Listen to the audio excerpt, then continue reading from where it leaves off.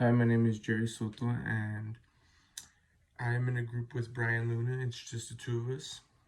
And our topic for this speech, we decided to do racism. So I'm going to go ahead and talk about the introduction and the first body of the speech. So, racism has been going on for a lot of years already. And we're going to start by how racism first started, which was slavery. And well, there was hundreds and thousands, millions of African Americans who were slaves, and they were used for factories, for farms, for house slaves, for really anything that was what the owner wanted to use them for. And they were treated really badly. They didn't get any rights. They weren't able to marry.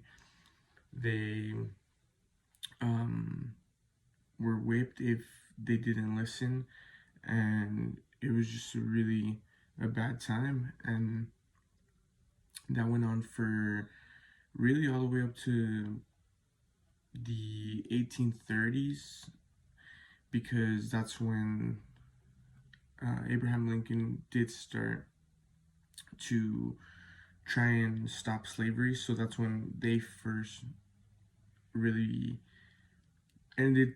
They took the next step towards ending slavery, and it took a while. It did still take a while, but it was good because it was the start to ending that.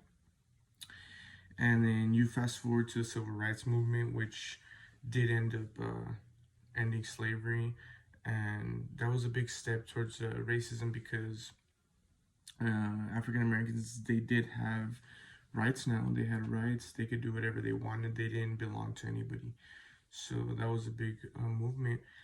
And then from that time to now, racism has still been a big thing, but it has been better.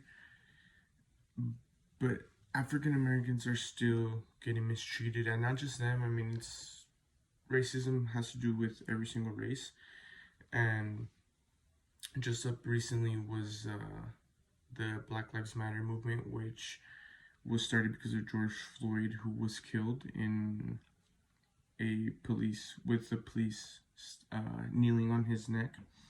So that started a big movement, and it did help.